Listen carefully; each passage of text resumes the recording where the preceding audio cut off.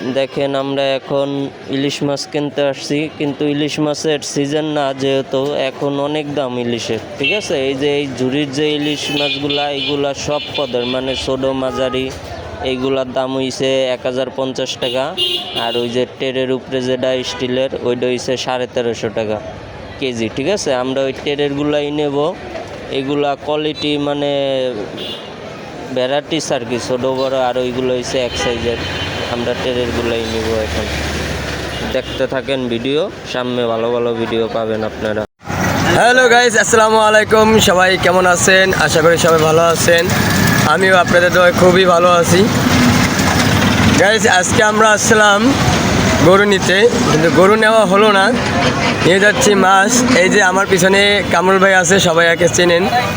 আর হ্যাঁ, সদ্য বড় ভাই কামরুল ভাই। আর এই পাশে আছে এই যে গরু দেখতে আছি, আমরা এখন আছি বউবাজার।